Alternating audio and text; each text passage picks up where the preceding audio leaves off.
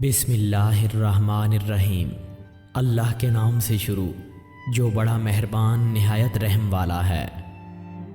شک کو اپنے دل میں نہ آنے دو، اپنے قلب کو ہمیشہ شیشے کی طرح صاف رکھو، اس طرح بہت ساری مصیبتوں سے دور ہو جاؤ گے۔ حرام اور بری باتوں سے ہمیشہ پرہیز کرتے رہو، اس طرح تم اللہ کے پسندیدہ بندے بن جاؤ گے۔ اللہ کے فیصلے پر راضی رہو اور تقدیر سے کبھی شکوہ مت کرو، غنی بن جاؤ گے۔ اپنے ہمسایوں کے ساتھ ہمیشہ اچھے سلوک کے ساتھ پیش آؤ اور اپنے پڑوسیوں کا خیال رکھو۔ اس بندے کو معاف کر دو جو تمہارا دشمن ہو، لیکن اس بندے کو کبھی معاف مت کرو جو اللہ کا دشمن ہو۔ اصل قیدی وہ ہے جس کو ہر طرف سے خواہش نفس گھیر لے۔ سچ بول کر اس سے فائدہ اٹھاؤ، سچائی ابدی فتح حاصل کرتی ہے۔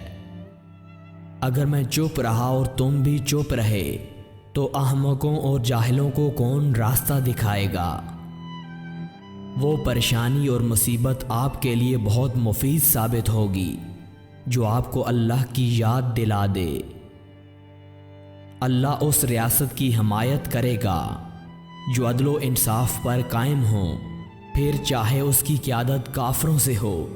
اللہ اس ریاست کی حمایت نہیں کرے گا جو ظلم و ستم پر قائم ہو، پھر چاہے اس کی قیادت مومن سے ہو۔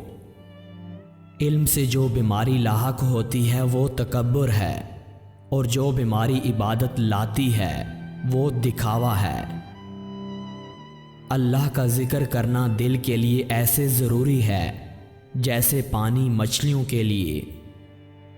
پیار کرنے والا مخلص دل اور پاکیزہ دعا یہ ایسی چیزیں ہیں جن کو کوئی شکست نہیں دے سکتا۔ توبہ ان گناہوں کے لیے ہی نہیں بلکہ ان ذمہ داریوں کے لیے بھی ہے جو آپ نے نہیں نبھائیں۔ اگر تم اچھائی اور نیکیاں چھپ چھپا کر کرو گے تو اللہ تمہاری بھلائی عوام پر نچھاور کر دے گا۔ میں نے آج تک اپنے آپ کو کبھی اچھا اور مکمل مسلمان نہیں سمجھا۔ دو چیزیں ایسی ہیں جس سے عورت شہوت سے بھڑک اٹھتی ہے، اول تنہائی، دوم اپنے شوہر کی فرقت۔